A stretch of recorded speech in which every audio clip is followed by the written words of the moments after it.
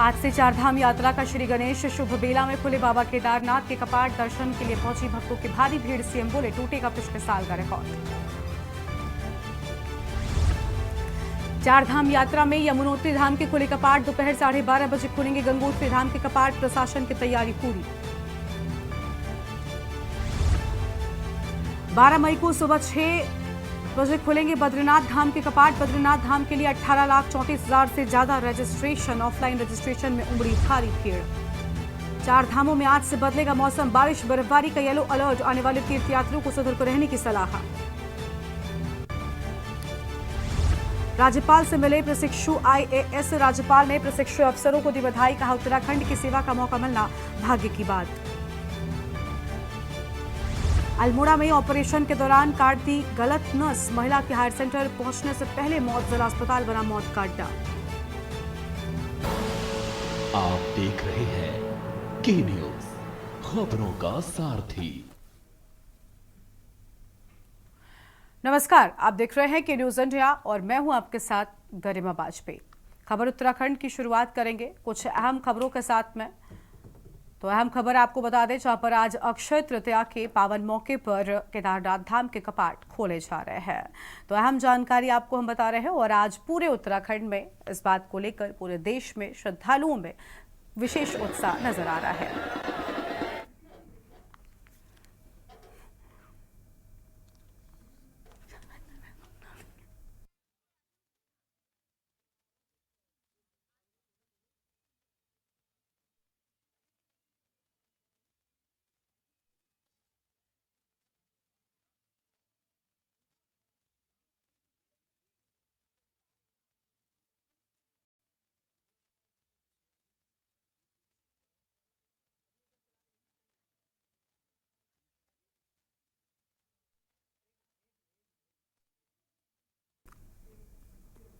रुद्रप्रयाग से अहम खबर आपको हम बता दें, जहां विश्वविख्यात केदारनाथ धाम के कपाट आज विधि विधान और पौराणिक परंपराओं के साथ ग्रीष्मकाल के 6 माह के लिए खोल दिए गए हैं। केदारनाथ धाम के रावल भीमा शंकरलिंग और उत्तराखंड के मुख्यमंत्री पुष्कर सिंह धामी की मौजूदगी में मुख्य मंदिर के कपाट खोले गए। कपाट खुलने के दौरान हजारों भक्त भी साक्षी बने। हिमालय पर्वत पर से 11वें ज्योतिर्लिंग भगवान केदारनाथ के कपाट आज सुबह 7 बजे वृष लग्न में खोले गए। प्रातः 4 बजे से मंदिर परिसर तथा दर्शन पंक्ति में यात्रियों के आने का सिलसिला शुरू हो गया था। उसके बाद PKTC अध्यक्ष अजेंद्र अजय रावल भीमा शंकरलिंग, मुख्य कार्याधिकारी योगेंद्र सिंह, पुजारी धर्माचार्य वेदपाठी तथा केदार सभा के पदाधिकारी एवं जिलाधिकारी डॉक्टर सौरभ गहरवाल के साथ प्रशासन के अधिकारी पूरब द्वार से मंदिर पहुंच गए। इसके बाद रावल धर्माचार्य एवं पुजारी गणों ने द्वार पूजा शुरू की और भगवान भैरवनाथ के साथ भगवान शिव का आवाहन कर ठीक 7 बजे केदारनाथ मंदिर के कपाट खोल दिए गए। प्रदेश के मुख्यमंत्री धामी ने सभी श्रद्धालुओं को बधाई दी और देश प्रदेश की खुशहाली की कामना की है।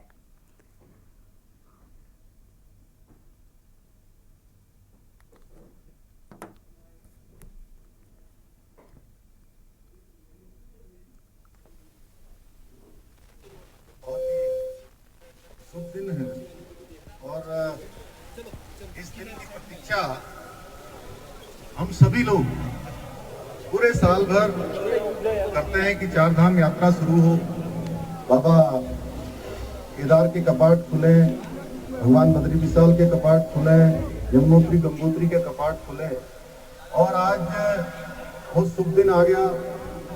यहाँ पर बाबा बद्री विशाल के भी कपाट खुलेंगे। आज बाबा केदार के कपाट खुल रहे हैं। यमुनोत्री गंगोत्री सभी चारधाम यात्रा शुरू हो गई है। इस अवसर पर यहाँ पर कपाट खुलने के अवसर पर प्रत्येक वर्ष, पिछले वर्ष से भाई हिमांशु चमोली जी और उनकी टीम लगातार शुरुआत के दिनों में भंडारे का आयोजन करते हैं। मैं पूरी टीम को बहुत बधाई देता हूँ, बहुत शुभकामनाएं देता हूँ कि बाबा उन पर कृपा करें और आने वाले जो श्रद्धालु हैं, तीर्थयात्री हैं, पर्यटक हैं, उन सभी को प्रसाद ग्रहण करने का अवसर आप सबके प्रयासों से मिलता है। और आज से खुलेंगे गंगोत्री यमुनोत्री धाम के कपाट। सुबह 10:30 बजे खुलेंगे यमुनोत्री धाम के कपाट। दोपहर 2:30 बजे खुलेंगे गंगोत्री धाम के कपाट। श्रद्धालुओं की भारी भीड़ को देखते हुए विशेष तैयारियां यहां पर की गई हैं। अहम खबर आपको हम बता रहे हैं, सुबह 10:30 बजे के लगभग यमुनोत्री धाम के कपाट यानी लगभग शुभ मुहूर्त का इंतजार जब कपाट खोले जाएंगे। और अहम खबर आपको हम बता रहे हैं, श्रद्धालुओं की भीड़ को देखते हुए यहाँ पर विशेष तैयारियां भी पूरी कर ली गई हैं। बड़ी जानकारी आपको हम बता रहे हैं, जहाँ पर सुबह 10:30 बजे का मुहूर्त कपाट खुलने के लिए तय किया गया।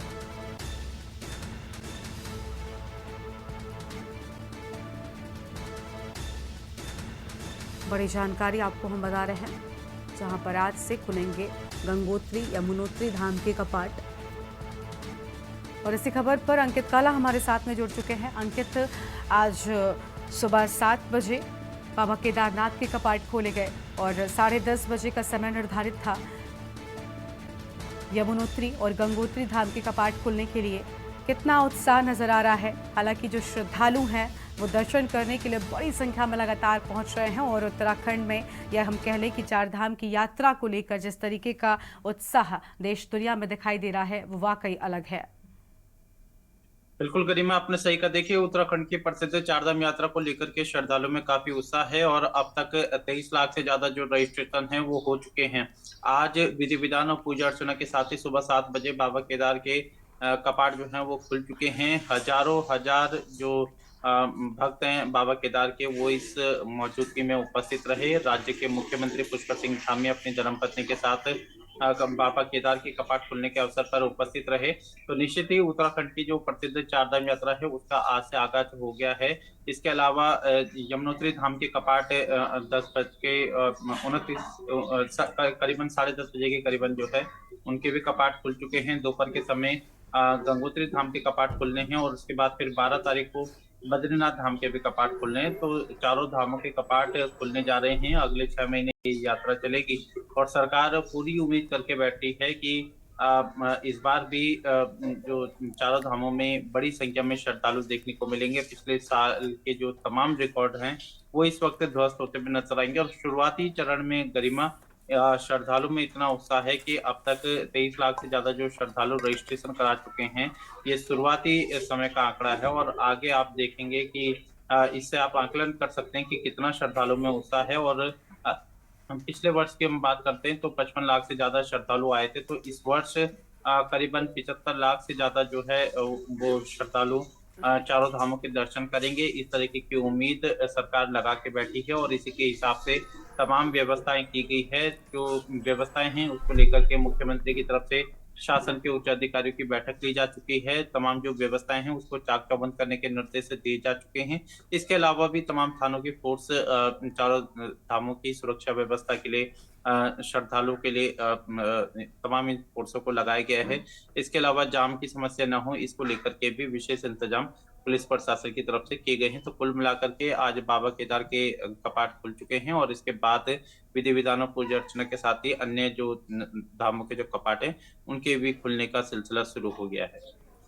बिल्कुल, बहुत शुक्रिया आपका अंकित हमारे साथ जुड़ने के लिए और हम जानकारी साझा करने के लिए। तो आज से गंगोत्री यमुनोत्री धाम के कपाट खुल जाएंगे और गजब का उत्साह, उमंग और भक्ति नजर आ रही है श्रद्धालुओं में। चार धाम की यात्रा को लेकर हर कोई खुश दिखाई दे रहा है और विशेष तैयारियां भी कर ली गई हैं।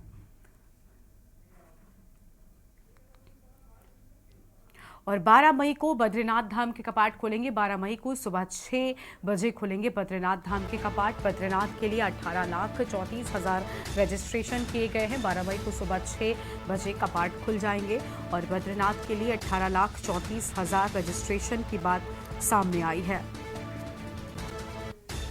ऑफलाइन रजिस्ट्रेशन को लेकर अहम खबर आपको हम बता रहे हैं। 12 मई को बद्रीनाथ धाम के कपाट खुलेंगे। ये बड़ी जानकारी आपको हम बता दें, सुबह 6 बजे खुलेंगे धाम के कपाट।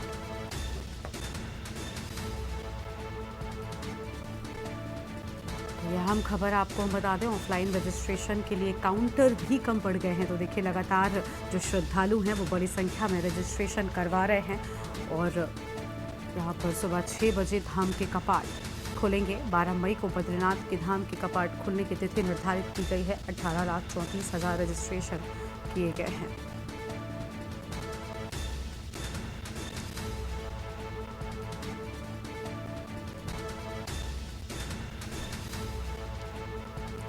और इसी खबर पर बातचीत के लिए अंकित हमारे साथ में जुड़ चुके हैं। अंकित, जहां आज 3 धामों के कपाट खोल दिए गए, तो वहीं बद्रीनाथ धाम के कपाट 12 मई को खुलेंगे। और देखिए, रजिस्ट्रेशंस की बात करें तो रिकॉर्ड तोड़ रजिस्ट्रेशन लगातार किए जा रहे हैं और हर बार से ज़्यादा श्रद्धालुओं के पहुंचने की उम्मीद इस बार भी जताई जा रही है।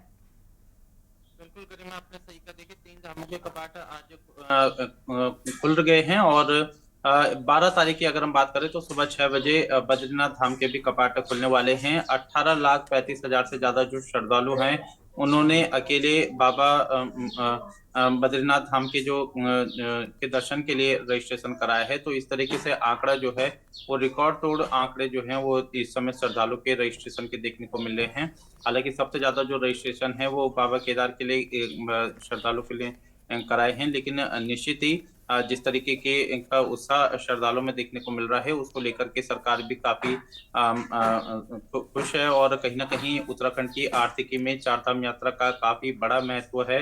अगले 6 महीने तक उत्तराखंड के जो तमाम व्यवसायी हैं वो चारधाम यात्रा से लाभान्वित होंगे और सरकार ने भी सभी तैयारियां पूरी कर ली है।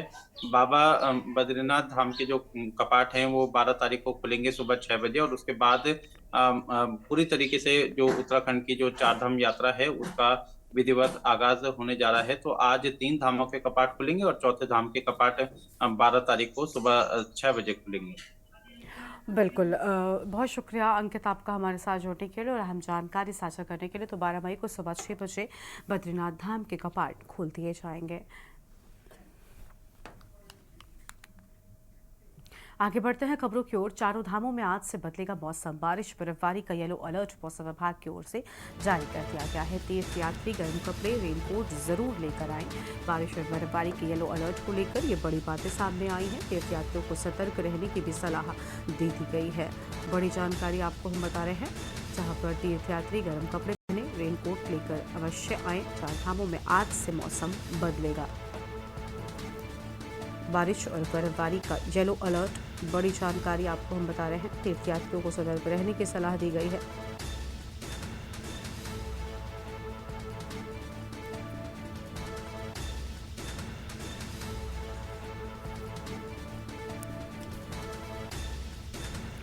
तो बारिश और बर्फबारी का येलो अलर्ट जारी कर दिया गया है। बड़ी खबर आपको हम बता रहे हैं, तीर्थयात्रियों को सतर्क रहने की सलाह दी गई है। ये बड़ी जानकारी। और गर्म कपड़े पहने तीर्थयात्री, रेनकोट जरूर लेकर आए। अंकित हमारे साथ में लगातार बने हुए। अंकित, तो देखिए, चार धाम में मौसम बदलने वाला है और यही वजह है कि तीर्थयात्रियों को सतर्क रहने की सलाह दी गई है। गर्म कपड़े और रेनकोट लेकर आने की भी बात कही गई है। लेकिन सबसे बड़ा सवाल कि देखिए, आज से ही चार धाम की यात्रा की शुरुआत हुई है और ये बदलता हुआ मौसम कहीं यात्रियों के लिए कोई बाधा तो नहीं बनेगा?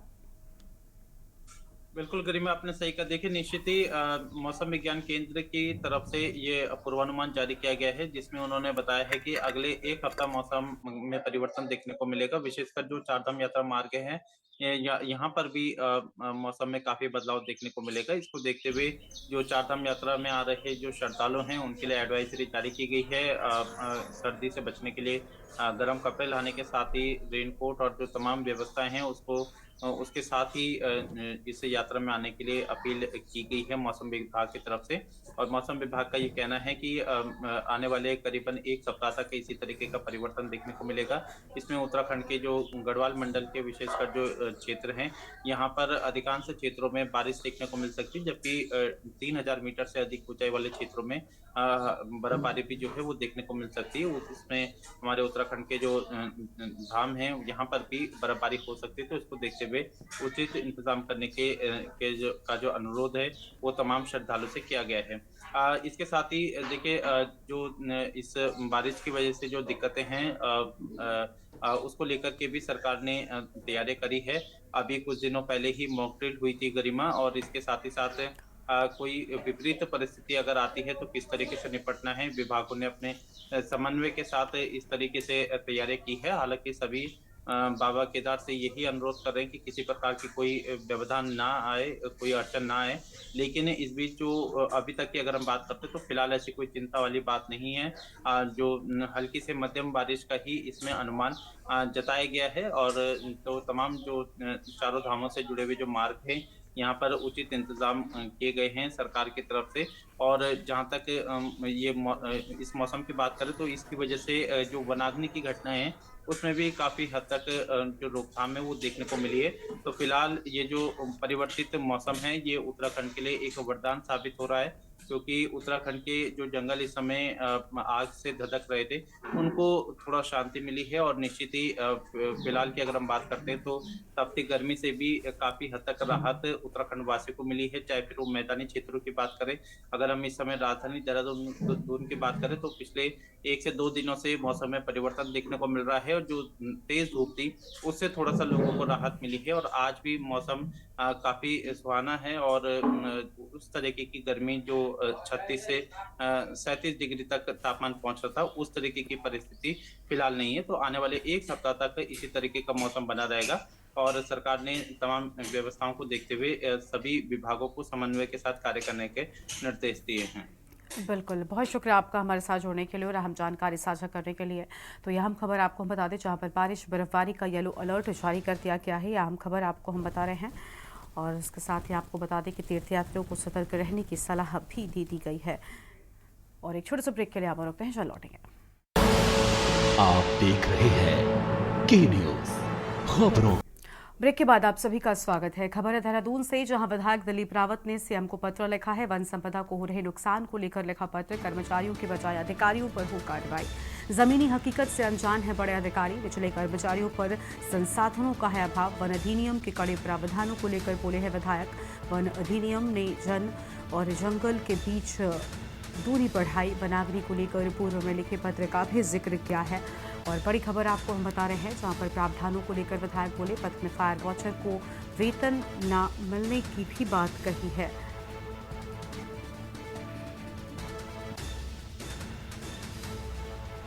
वन अधिनियम ने जन और जंगल के बीच दूरी बढ़ाई है।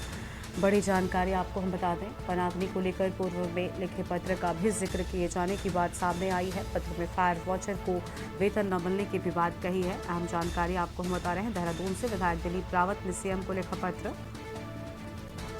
वन संपदा को हो रहे नुकसान को लेकर पत्र लिखा।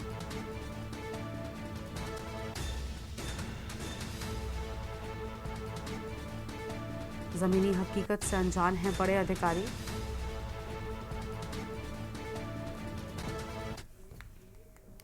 और आगे बढ़ते हैं खबरों की ओर। अल्मोड़ा से खबर है जहां ऑपरेशन के दौरान काट दी गलत नस। महिला की हायर सेंटर पहुंचने से पहले ही मौत हो गई।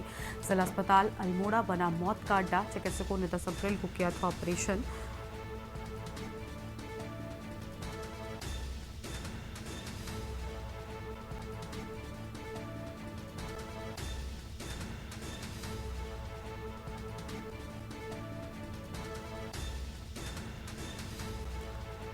ये बड़ी जानकारी आपको हम बता रहे हैं।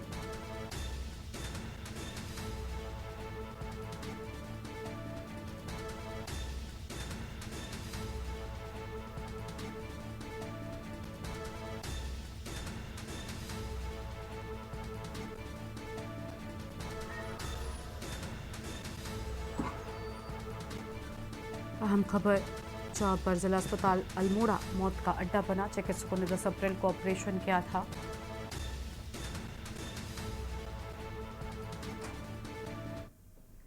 उत्तराखंड राज्यपाल लेफ्टिनेंट जनरल गुरमीत सिंह ने राजभवन में उत्तराखंड कैडर के प्रशिक्षु IAS अधिकारी दीपक सेठ, आशिमा गोयल और राहुल आनंद ने शिष्टाचार भेंट की है। राज्यपाल ने प्रशिक्षु अफसरों को बधाई देते हुए कहा कि वो भाग्यशाली हैं कि उन्हें देवभूमि उत्तराखंड की सेवा करने का मौका मिला है। राज्यपाल ने कहा कि भविष्य में उत्तराखंड की जनता के समग्र कल्याण के लिए उनकी भूमिका महत्वपूर्ण होने वाली है।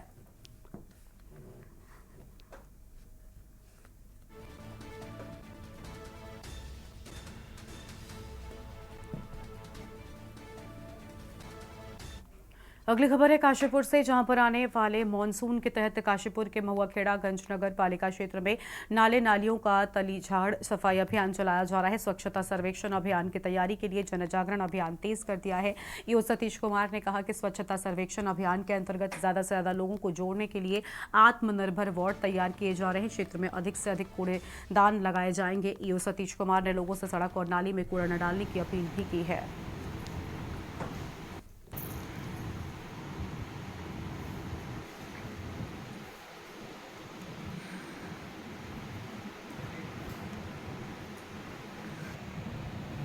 तो सर इसमें आपको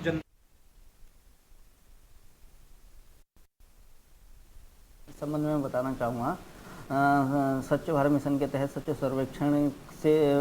सर्वेक्षण की तैयारी के लिए हमारे द्वारा नगर पालिका महुआ खड़कगंज के द्वारा नगर क्षेत्र में विशेष जोर से एक सफाई अभियान चलाया जा रहा है, जिसमें नगर क्षेत्र के हर वार्डों की विशेष सफाई अभियान, उनकी नालियाँ और नालों की सफाई अभियान, नगर क्षेत्र से बहने वाले सभी नालों की तली झाड़ की सफाई की जा रही है। और हर वार्ड में से हम उसको डस्टबिन फ्री वार्ड घोषित करने के लिए हमारी तैयारी है। और नगर क्षेत्र से हम पूरी तैयारी है कि हम इस क्षेत्र को डस्टबिन फ्री सिटी हम अपना महुआ खड़कगंज को हम बनाएं। और हमारे तहत ये भी पूरे वार्ड में, पूरे क्षेत्र में ये सर्वे किया जा रहा है कि कहीं भी अगर हमारा कूड़े के डंपिंग जोन है उसका तत्काल इसका निस्तारण कर हम इसको डंपिंग जोन से मुक्त कराएं। पौड़ी जिले में जमीनी विवाद को लेकर चंदोला राइन से दो पक्षों के बीच मारपीट का मामला सामने आया है। मामले में पुलिस ने मुकदमा दर्ज कर जांच शुरू कर दिया है। तो वहीं सीओ सदर पौड़ी अनुज कुमार ने जानकारी देते हुए कहा कि ग्राम सभा चंदोला राइन में दो पक्षों के बीच जमीनी मामले को लेकर विवाद हो गया था, जिसमें एक पक्ष द्वारा दूसरे पक्ष के साथ हाथापाई तथा जान से मारने की धमकी दी गई। और पीड़ित पक्ष चंदोला राइन गाँव निवासी रेखा रावत की दी गई तहरीर पर पुलिस ने मारपीट और जान से मारने की धमकी के आरोप में प्रेमनगर निवासी विजेंद्र सिंह रावत व उसकी पत्नी के खिलाफ मुकदमा दर्ज कर लिया है। प्राप्त हुई थी थाने पर, इसमें दो पक्ष जो है उनका आपसी विवाद हुआ था। चंदोला राई के रहने वाले दोनों पक्ष हैं और उसमें जो है मारपीट की गई है महिला के साथ और उनके बेटे के साथ। तो इस संदर्भ में हम लोगों ने सुसंगत धाराओं में अभियोग पंजीकृत कर लिए और अग्रिम विवेचनात्मक कार्रवाई जारी है। जिन लोगों ने मुझे मारा है यहाँ पे, मैं और मेरा बेटा और मेरी सासू जी उस रास्ते आई और मेरा बेटा इस रास्ते गए। यहाँ ऊपर हमारा खेत है, हम यहाँ पे हमको किसी ने बताया कि ऊपर तुम्हारे खेतों में झाड़ियाँ काटी जा रही हैं, पेड़ भी काटे जा रहे हैं। और यहाँ इस रास्ते गए हम ऊपर, तो वो झाड़ियाँ काटे थे। तो मैंने उनको बोला कि मैंने प्यार से बोला, मेरा बेटा नीचे था, मैंने उनको ऊपर गई, मैंने उनको बोला कि आप यहाँ पे भाई तुम किसके कहने पे यहाँ पे झाड़ियाँ काट रहे हो। तो उन्होंने बोला कि ये मेरा खेत है, तेरे बाप का खेत है ये। मैंने कहा ये मेरे ससुर का खेत है, मेरे बाप का तो नहीं है, मेरे ससुर का खेत है। तो उसने मैं चप्पल उठाई और मेरी सर पे मार दी। सर जी ऐसा है कि मेरे ससुर जी ने 1974 में ली थी जमीन और तब से लगातार हम ही काबिज हैं उस जमीन पे। तो अभी क्या हुआ कि 7-8 महीने पहले इन लोगों ने बोलना चालू कर दिया कि जमीन हमारी है, इसको खाली कर दो। तो अब विवाद से बचने के लिए हमने एसडीएम कोर्ट पौड़ी में बात दाखिल कर दिया है ना। तो अभी हमने इनको बोला भाई कि कोर्ट के थ्रू जो होगा, लेकिन ये लगातार हमें फोर्स कर रहे हैं कि वहाँ से खाली करो, खारिज करो। अभी 2 दिन पहले क्या हुआ कि मेरी वाइफ वहाँ पे काट रही थी, झाड़ी वगैरह काट रही थी, घास और झाड़ी वगैरह काट रही थी और आड़े वगैरह फूक रही थी। तो इस बीच क्या हुआ कि वो लोग आ धमके कि खाली करो। और इस खाली करने के चक्कर में क्या हुआ कि वो आपस में फिर तब लेडीजों का जैसा होता है। लेकिन क्या है कि अभी जो बोल रहे हैं ना कि ये कर दिया वो कर दिया, इनका पर्पज है कि इसको बड़ा करके प्लांटेड है मतलब ये। और इससे क्या है कि बड़ा केस बनाया जाए और ये जमीन छोड़ के भाग जाए।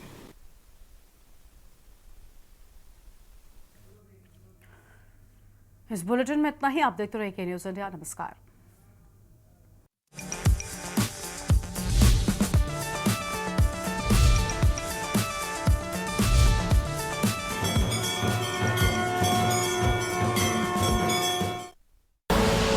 आप देख रहे हैं के न्यूज़, खबरों का सारथी।